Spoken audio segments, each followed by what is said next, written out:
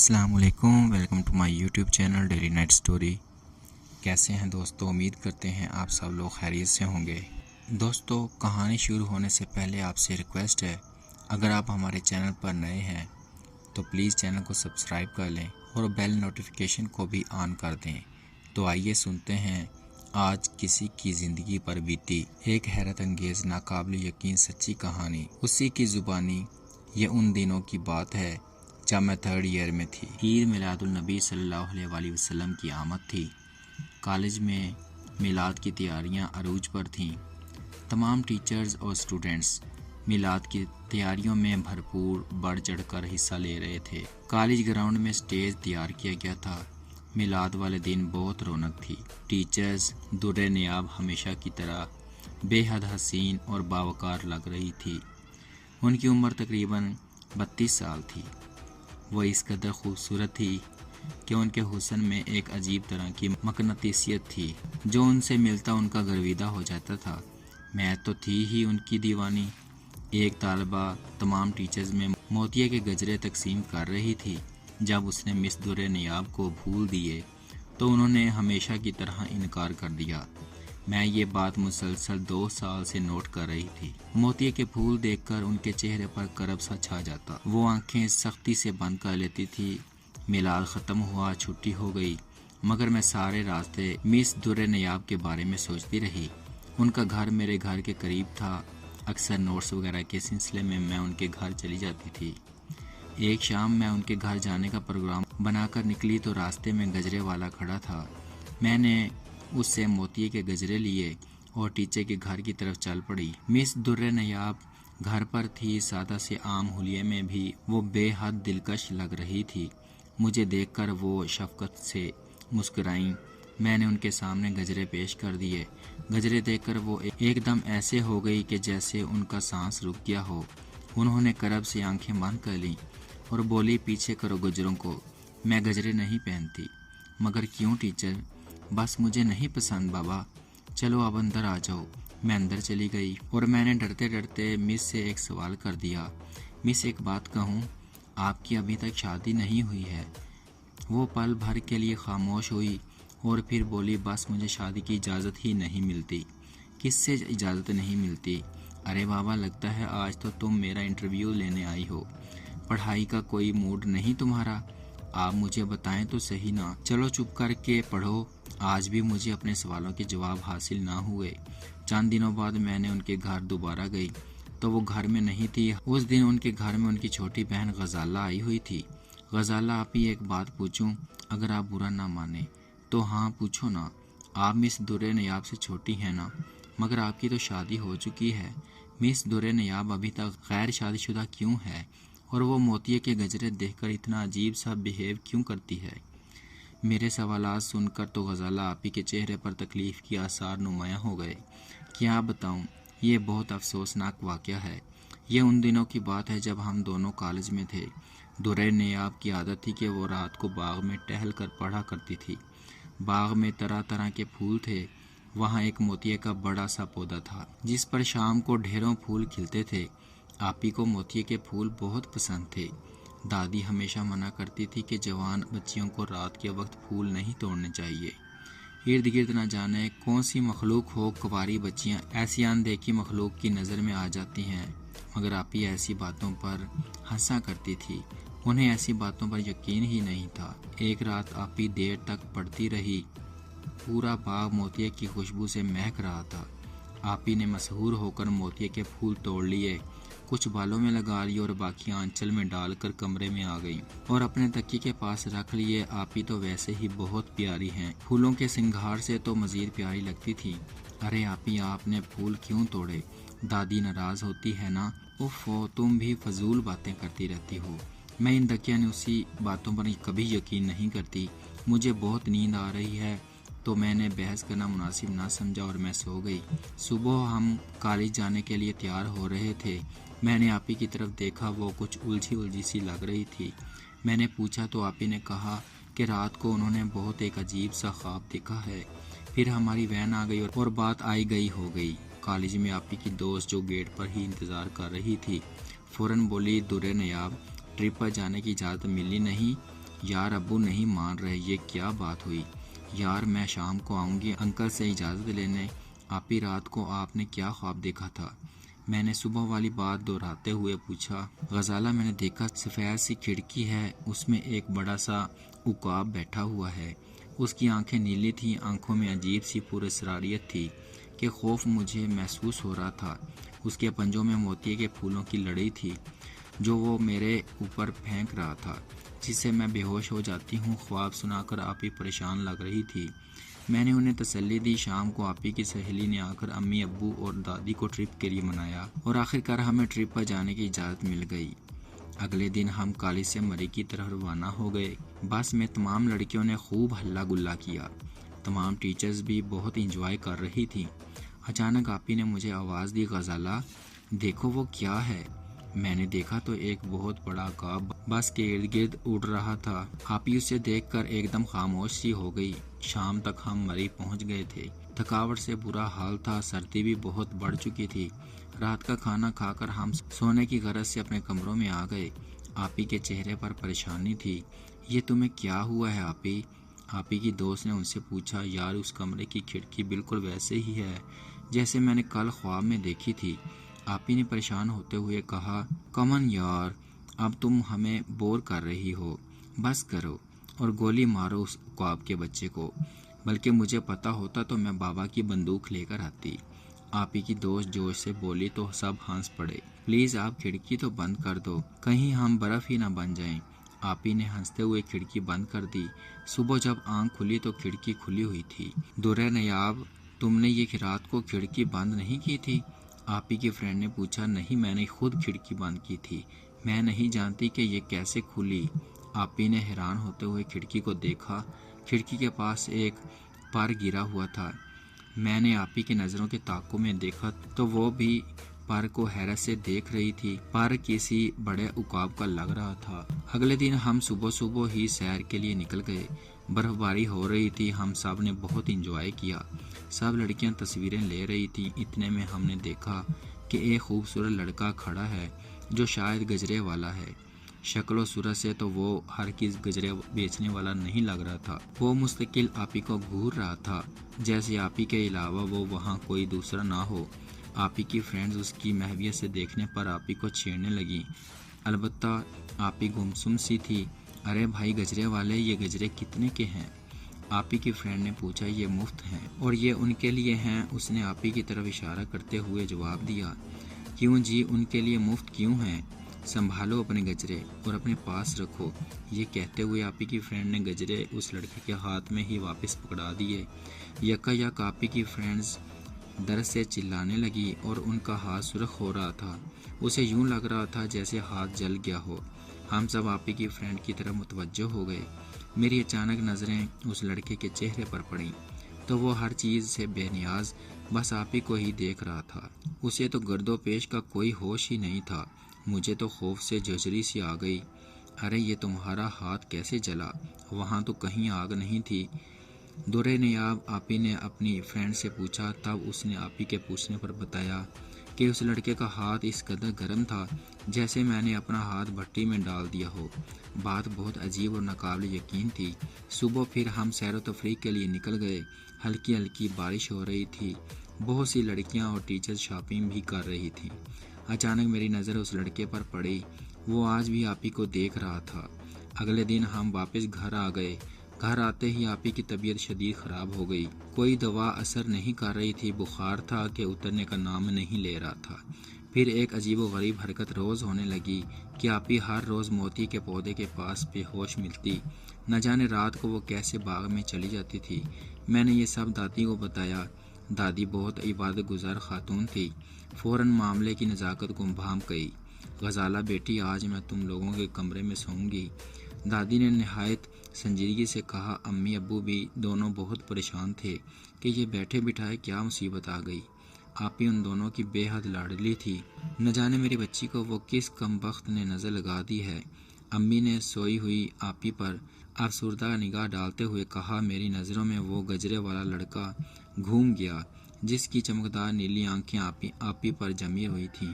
مگر میں امی کو بتا کر پریشان نہیں کرنا چاہتی تھی۔ میں تو ایک انجانے خوف میں مبتلا تھی کہ نہ جانے اب کیا ہوگا۔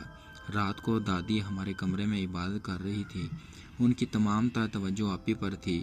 آپی گہری نیند سو رہی تھی۔ رات 12 بجے موتیے کی تیز خوشبو آنے لگی۔ میری نیند خوف کے مارے پہلے ہی اڑ چکی تھی۔ خوشبو نے تو میرے ہوش اڑا دیے۔ دادی صاحب محسوس کر رہی تھی مگر پڑھنے میں مصروف تھی۔ ایک دم دروازہ تیز ہوا کے جھونکے سے کھل گیا۔ آپی گہری نیند سو رہی تھی مگر اچانک سے اٹھی۔ وہ ابھی بھی نیند میں تھی۔ اٹھ کر باہر جانے لگی۔ میری آنکھیں خوف اور حیرت کے مارے پھٹ رہی تھیں۔ دادی نے فوراً اٹھ کر آپی کو پکڑ لیا اور دروازے کی کنڈی لگا دی۔ میرا تو خوف سے برا حال ہو گیا۔ البتہ آپی گہری نیند میں تھی۔ پھر ساری رات وقفے وقفے سے دروازے پر دستک ہوتی رہی مگر دادی نے دروازہ نہ کھولنے دیا۔ اگلے دن بھی بہت مصیبت بھرا تھا۔ آپی کی حالت بہت جنونی سی ہو رہی تھی۔ آنکھیں سرخ اور بال بکھرے ہوئے وہ دادی کو بہت خونخوار نظروں سے گھور رہی تھی۔ ہم سب تو پہلے ہی پریشان تھے۔ امی کا تو رو رو کر برا حال ہو گیا تھا۔ دادی نے ابو سے کہا کہ کسی اوپری شے کا خلل لگتا ہے، کسی اللہ والے سے بات کرو۔ شام کو آپی کو ایک مزار پر لے گئے۔ وہاں ایک عورت نے آپی کو دیکھا اور بتایا کہ اس بچی پر کسی جن کا سایہ ہے جو بہت طاقتور ہے، وہ اس لڑکی کو نہیں چھوڑے گا۔ انہوں نے ایک دھاگا دیکھ کر کہا کہ یہ لڑکی کے بازو پر باندھو، اگر اس کو اتارا تو وہ جن پھر سے نقصان پہنچا سکتا ہے۔ دھاگا باندھنے کے بعد آپی بالکل پرسکون ہو گئی۔ اماں بولی پتہ نہیں کیا ہو گیا ہے میری بچی کو۔ ابو پریشانی سے ٹہلتے ہوئے بولے حوصلہ کر بیٹا، اللہ بہتر کرے گا۔ دادی بولی کہ پتہ نہیں کس کمبخت کی نظر لگ گئی ہے میری بچی کو، کیسا پھول سا چہرہ تھا کملا گیا ہے۔ امی روتے ہوئے بولی میں تو خاموشی سے سب کی باتیں سن رہی تھی اور آنسو بہا رہی تھی۔ غزالہ سچ بتانا آخر در نیاب کو کیا ہوا تھا؟ امی روتے ہوئے اچانک بولی امی میں کیا کہہ سکتی ہوں، تم دونوں رات دن ساتھ ہوتی ہو، کچھ تو ایسا ہوا ہوگا نا جس کا علم تمہیں ہوگا پر ہمیں نہیں۔ اب دادی مجھے گھورتے ہوئے بولی پھر میں نے آپی کا اس رات موتیے کے پھول توڑنا، سر پر لگانا، تکیے کے نیچے رکھنا اور پھر رات کو خواب دیکھنے والا واقعہ سب کو بتا دیا، جس کے بعد یہ مصیبت آ گئی تھی۔ ہائے ہائے کتنا منع کرتی تھی نا کہ کماری بچیوں کو احتیاط کرنی چاہیے، وہی ہوا نا جس کا مجھے ڈر تھا۔ دادی نے تو سر پیٹتے ہوئے کہا۔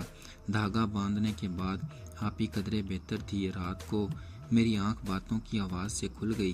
میرا سانس پل بھر کے لیے رک گیا۔ پورے کمرے میں موتی کی خوشبو پھیلی ہوئی تھی۔ آپی کسی سے باتیں کر رہی تھی۔ وہ نادیدہ مخلوق میری نگاہوں سے تو اوجھل تھی۔ کچھ دیر بعد باتوں کی آواز بند ہو گئی اور کمرے سے موتیے کی خوشبو بھی ختم ہو گئی، یعنی وہ نادیدہ مخلوق جا چکی تھی۔ میں نے آپی کو دیکھا تو وہ سو گئی۔ ان کی دونوں کلائیوں میں گجرے تھے اور دھاگا کہاں گیا؟ میں نے حیرت سے ادھر ادھر دیکھا تو دھاگا زمین پر گرا ہوا تھا۔ میں خوف سے بھاگتے ہوئے امی ابو کے کمرے میں گئی اور انہیں سب بتایا۔ امی سنتے ہی رونے لگی۔ اگلے دن ابو اپنے ایک دوست کو لے کر آئے جو روحانی علوم کا ماہر تھا۔ ابو نے انہیں آپی کے متعلق تمام تفصیل بتا دی۔ عامر صاحب جب آپی کے کمرے تک پہنچے تو دیکھا کہ آپی کھڑکی میں کھڑی ہے جو انہیں یعنی عامر صاحب کو گھور رہی تھی۔ ان کی آنکھیں سرخ انگارہ ہو رہی تھیں، بکھرے ہوئے بال انہیں مزید وحشت زدہ بنا رہے تھے۔ ان کے ہاتھ میں چھری تھی۔ عامر صاحب کو دیکھتے ہی انہوں نے حملہ کر دیا اور اس سے پہلے کہ وہ بیچارے اپنے دفاع میں کچھ کرتے، آپی نے انہیں زخمی کر دیا۔ عامر صاحب کافی پریشان ہو گئے۔ سب گھر والے بہت غم سے گزر رہے تھے۔ ان کے جانے کے بعد آپی بالکل ٹھیک تھی، بلکہ نہا دھو کر آئینے کے سامنے کھڑے ہو کر اپنے بال سنوارنے لگی۔ میں نے پوچھا آپی آپ کہیں جا رہی ہیں؟ اپنے کام سے کام رکھو۔ آپی نے اتنے سخت لہجے میں بولا کہ ہرگز آواز وہ آپی کی نہ تھی۔ پھر آپی جا کر بستر پر لیٹ گئی۔ میں نے ارادہ کر لیا کہ آج کی رات بالکل نہیں سوؤں گی، بلکہ آپی کی ہر حرکت پر نظر رکھوں گی۔ 12 بجے کے بعد پھر کمرے میں موتیے کی تیز خوشبو پھیل گئی۔ خوشبو سے مجھے شدید قسم کی غنودگی ہونے لگی، مگر میں نے زبردستی خود کو سونے سے باز رکھا۔ آپی دیکھا کسی سے باتیں کرنے لگی दुर्र नायाब, तुम सिर्फ मेरी हो, तुम्हें मुझसे कोई नहीं छीन सकता। एक दिन मैं तुम्हें हमेशा के लिए अपने साथ ले जाऊंगा।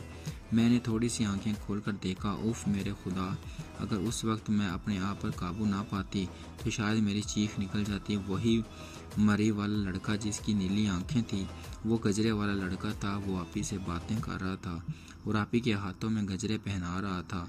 उसके अंदाज में भी बेपनाह मोहब्बत थी। अचानक वो आपी के हाथ पकड़कर बाहर जाने लगा। मुझ में न जाने कहाँ से इतनी हिम्मत आ गई कि मैं उठ खड़ी हुई और मजबूत आवाज़ में बोली, रुक जाओ, तुम्हें हज़रत सुलेमान अलैहिस्सलाम का वास्ता है। मेरी आवाज़ तो सुनते ही वो तो सुर्ख रंग के भगोले की सूरत अख्तियार कर गया, फिर बाहर निकल गया और आपी बेहोश हो गई। आपी के बेहोश होते ही मैं भागे भागे अम्मी अब्बू के पास गई और सब बात बताई। अब्बू अपने दोस्त के पास दोबारा गए और परेशानी बयान करके मदद मांगी। यार, मैं इस सिलसिले में कुछ तुम्हारी मदद नहीं कर सकता, वो जिन मेरी जान भी ले सकता है। आमिर साहब ने अपनी मजबूरी बयान करते हुए कहा, फिर भी कोई तो हल होगा ना इस मसले का। हाँ, एक हस्ती है जिन्हें मैं जानता हूँ, वो बहुत नेक और अल्लाह वाले हैं। शाह मोहम्मद हुसैन साहब रावलपिंडी में रहते हैं, वो तुम्हारी मदद कर सकते हैं। अम्मी और अब्बू उनका पता लेने के बाद फौरन रावलपिंडी रवाना हो गए। घर में सिर्फ आपी और दादी थे। वो रात तो हम पर बहुत भारी गुजरी। दादी हमारे कमरे में मुसलसल पढ़ाई कर रही थी। मेरा दिल बार बार कह रहा था कि रात को ज़रूर कुछ होने वाला है। आपी अपने बिस्तर पर लेटी खामोशी से छत को घूर रही थी।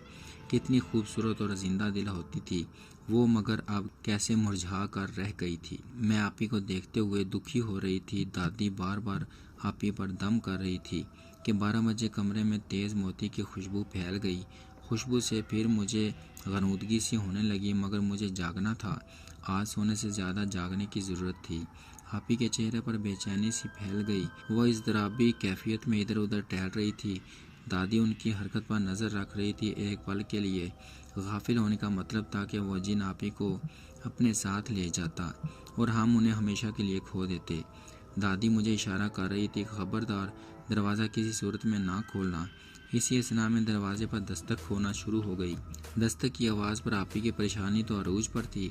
इससे पहले कि वो दरवाज़ा खोलती, मैंने उन्हें मजबूती से पकड़ लिया। दादी और मैंने उन्हें काबू करने के लिए रस्सी से बांध दिया। दस्तक तेज़ से तेज़ होती जा रही थी। ऐसा लगता था कि अब दरवाज़ा टूट जाएगा। आपी की हालत तो जुनूनी सी हो रही थी। वो हमें गज़बनाक नज़रों से घूर रही थी। दादी मुसलसल कुरान याद का विर्द करते हुए कभी आपी पर फूंकती, कभी मेरे ऊपर फूंकती, तो कभी कमरे पर फूंकती। काफ़ी देर दस्तक के बाद खामोशी छा गई। मेरा दिल कह रहा था कि इसी खामोशी में तूफ़ान है। बाहर बिल्कुल खामोशी थी कि कुछ देर बाद अब्बू की आवाज़ आई, दुर्र नायाब, दरवाज़ा खोलो। इस वहशतज़दा माहौल में अब्बू की आवाज़ सुनकर मेरी जान में जान आई। इससे पहले मैं दरवाज़ा खोलती, दादी ने मुझे सख्ती से मना कर दिया। रुक जाओ गजाला, दादी अब्बू आ गए हैं। गजाला, ये तुम्हारा बाप नहीं है, ये धोखा है, दादी ने मुझे समझाते हुए कहा। दादी, वो बाहर खड़े हैं, कहीं उनको कोई नुकसान न पहुंचा दें। गजाला, चुप हो जाओ, मैं तुम्हें कहती हूँ। मैं डर कर खामोश हो गई। आवाज़ दोबारा आई, दुर्र नायाब, दरवाज़ा खोलो। आवाज़ में शदीद गुस्सा था। आपी आवाज़ सुनकर मज़ीद बेचैन हो गई। आवाज़ फिर आई। फिर अब मुझे अंदाज़ा हुआ कि बाहर अब्बू नहीं हैं, क्योंकि वो होते तो अम्मी एक दो बार आवाज़ देती या मुझे और दादी को पुकारती। सिर्फ आपी को क्यों पुकारा जा रहा था? मैंने दिल ही दिल में खुदा का शुक्र अदा किया। कुछ देर बाद फिर दस्तक हुई और फिर बाहर से किसी के रोने की आवाज़ आई। अब शायद वो जिन ज़्यादा रो रहा था। उसने रोते हुए आज़ाना अंदाज में कहा, दुर्र नायाब, दरवाज़ा खोल दो। काफ़ी देर तक सिसकियों की आवाज़ आती रही। आवाज़ बहुत दर्दनाक थी। लम्हे भर के लिए मुझे इस पर बहुत तरस आया। फिर जैसे ही फजर की अजान हुई, रोने की आवाज़ बंद हो गई। इसके बाद खामोशी छा गई। मैंने और दादी ने नमाज अदा की, अल्लाह से दुआ मांगी। दुआ मांगते हुए मेरी नज़र आपी पर पड़ी। वो अभी तक रस्सी से बंधी हुई थी और न जाने कब सो चुकी थी। मुझे उनकी हालत देखकर बहुत रोना आया, मगर ऐसा आपी की ज़िंदगी के लिए बहुत ज़रूरी था। सुबह अम्मी अब्बू शाह साहब को लेकर आ गए। वो तकरीबन 70-80 साल के थे। उनका चेहरा इंतहाई नूरानी था। अब्बू उन्हें आपी के कमरे में ले गए। आपी की तरफ देखकर वो मुस्कुराने लगी। क्यों मियाँ, खुद जाओगे या हमें तुम्हें तुम्हारी दुनिया तक छोड़कर आना पड़ेगा? शाह साहब मुस्कुराते हुए बोले, मैं इस लड़की को छोड़कर कहीं नहीं जाऊँगा। आपी करख्त मर्दाना आवाज़ में बोली, जाना तो पड़ेगा भाई, वो अलग बात है کہ پہلے سزا ملے گی۔ شاہ صاحب اب سنجیدہ لہجے میں بولی۔ ایک دم ہی آپی نے توڑ پھوڑ شروع کر دی، شاہ صاحب پر حملہ بھی کیا۔ شاہ صاحب نے ایک زوردار تھپڑ آپی کو مارا، وہ بے ہوش ہو گئیں۔ شاہ صاحب نے کچھ پڑھنا شروع کر دیا۔ تھوڑی دیر بعد آنکھیں کھول دیں اور کمرے سے باہر نکل کر سیدھا باغ میں چلی گئی۔ ساتھ ساتھ پڑھتے جا رہے تھے اور مورتیے کے پودے کو اکھاڑتے جا رہے تھے۔ ابو سے کہا کہ اس پودے کو فوراً جلا دو، اس خبیث کا یہی بسیرا ہے۔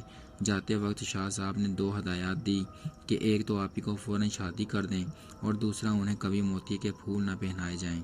آپی کو تعویذ بھی دیا تاکہ حفاظت رہے۔ امی اور دادی کو بہت ساری پڑھائی کرنے کے لیے بتائی۔ اس دن آپی بہت ہلکی پھلکی لگ رہی تھی، مسکراتے ہوئے یوں اٹھیں جیسے گہری نیند کے بعد انسان جاگتا ہے اور تازہ دم ہو جاتا ہے۔ ابو کے ایک دوست کے بیٹے کے ساتھ آپی کا رشتہ طے کر دیا گیا۔ آپی دلہن بن کر چاند کا ٹکڑا لگ رہی تھی، مگر میرے دل میں ایک وہم تھا کہ نہ جانے کیا ہونے والا ہے۔ انہی سوچوں میں گم تھی کہ آپی کے کمرے سے چڑیوں کی آواز آنے لگی۔ میں بھاگتی ہوئی اندر گئی تو دیکھا لڑکیاں خوف زدہ کھڑی ہیں۔ آپی بے ہوش تھی اور ان کے ہاتھوں میں موتی کے گجرے تھے۔ میں نے سر پکڑ لیا کہ آپی کو موتی کے پھولوں سے منع کیا تھا، شاید کسی لڑکی نے تیار کرتے ہوئے انہیں پھول پہنا دیے تھے۔ تھوڑی دیر بعد امی نے روتے ہوئے آپی کے جہیز کے سامان کے جلنے کا بتایا۔ اسٹور میں پڑے تمام سامان کو آگ لگ گئی تھی۔ نہ جانے کیسے ہم سب بھی پریشان تھے۔ فون پر اطلاع ملی کہ دولہے کا ایکسیڈنٹ ہو گیا ہے اور کافی زخمی ہے۔ ان سب چیزوں کا مطلب تھا کہ وہ جن زادہ دوبارہ آ چکا تھا اور یہ سب اسی کی انتقام کی کارروائی تھی۔ ابو نے شاہ صاحب کو فون کیا تو وہ کسی کام سے لاہور آئے ہوئے تھے۔ یہ شاید ہماری خوش قسمتی تھی، ورنہ انہیں لے جانا پڑتا تو دیر ہو جاتی اور رات ہی رات میں جانے کیا سے کیا ہو جاتا۔ وہ جیسے ہی آئے آپی انہیں دیکھتے ہی جنونی سی ہو گئی۔ انہوں نے آپی کی طرف کچھ پڑھ کر پھونکا اور خود پڑھائی میں مصروف ہو گئے۔ کافی دیر پڑھائی کے بعد وہ بولے، میں نے آپ سب کو منع کیا تھا نا کہ اس بچی کو موتی کے پھولوں سے دور رکھنا، مگر آپ لوگوں نے میری بات پر غور نہیں کیا۔ شاہ صاحب سنجیدگی سے بولے، شاہ صاحب غلطی ہو گئی، آئندہ شکایت کا موقع نہیں دیں گے۔ ابو بے حد عاجزی سے بولے، آج اگر میرے آنے میں دیر ہو جاتی تو وہ ہمیشہ ہمیشہ کے لیے اس بچی کو اپنے ساتھ لے جاتا۔ آج تو میں اس کا پکا بندوبست کر کے ہی جاؤں گا۔ شاہ صاحب نے پڑھائی شروع کی۔ یوں لگتا تھا کہ جیسے کسی کے ساتھ جنگ کر رہے ہوں، کسی کو مار رہے ہوں۔ چند لمحوں بعد اس کی آواز سنائی دی، کچھ بھی ہو جائے میں اپنی در نیاب کو نہیں چھوڑوں گا، وہ صرف میری ہے، اسے مجھ سے کوئی نہیں چھین سکتا۔ اس جنزادے کی دردناک آواز میں ضد تھی، جانا تو پڑے گا تجھے شاہ صاحب سخت لہجے میں بولے۔ کافی دیر تک وہ پھر پڑھائی میں مصروف ہو گئے۔ اسی دوران اس جنزادے کے رونے کی آواز آئی۔ وہ رو رہا تھا، تکلیف سے کرا رہا تھا، معافیاں مانگ رہا تھا۔ آخر ہمارے ساتھ ہی ایسا کیوں ہوتا ہے؟ ہم بھی دل رکھتے ہیں، محبت کرتے ہیں، آخر ہمیں ہی کیوں جدا کیا جاتا ہے؟ وہ جنزادہ دل گرفتگی سے بولا، اس لیے کہ یہ فطری لحاظ سے درست نہیں۔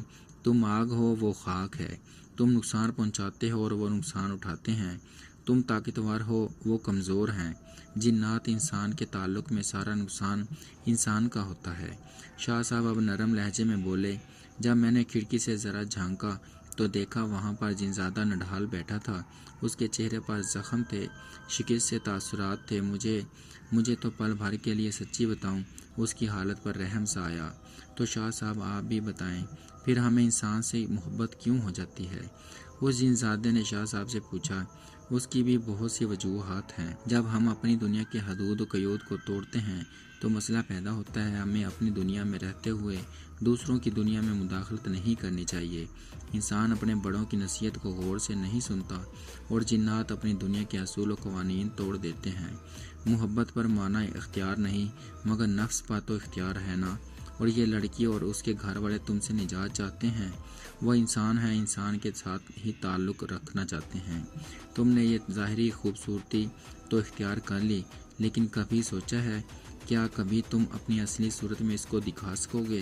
کیا یہ تم سے خوف نہیں کھائے گی؟ وہ جنزادہ جو اب خاموش رہا، تم ہماری بات مان لو، ہم تمہیں جانے دیں گے۔ شاہ صاحب نے اسے خاموش دیکھ کر کہا، میں چلا جاؤں گا، لیکن میری 2 شرطیں ہیں جو تم لوگوں کو ہمیشہ ماننی ہوں گی، پھر میں اپنی محبت سے دستبردار ہو جاؤں گا، چھوڑ دوں گا اس کو ہمیشہ کے لیے۔ وہ جنزادہ شکست خوردہ لہجے میں بولا، کون سی 2 شرطیں ہیں؟ ایک یہ کہ یہ کبھی موتی کے پھول نہیں پہنے گی، اور دوسری یہ کہ یہ کبھی شادی نہیں کرے گی۔ ٹھیک ہے، ہمیں تمہاری دونوں شرطیں منظور ہیں، مگر تم اب کبھی اسے تنگ نہیں کرو گے۔ شاہ صاحب نے اسے بھی پابند کرتے ہوئے کہا۔ اس کے بعد وہ جنزادہ غائب ہو گیا۔ اس کے جانے کے بعد آپ بھی بالکل ٹھیک ہو گئیں۔ انہوں نے 2 شرطیں ہمیشہ کے لیے مان لی۔ درِ نیاب کے بارے میں حقیقت جان کر میری آنکھوں میں تو آنسو آ گئے۔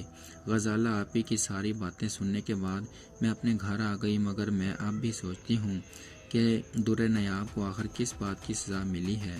محبت تو اس جن نے کی تھی، مگر سزا مس نے اٹھائی ہے۔ یہ کیسی محبت تھی؟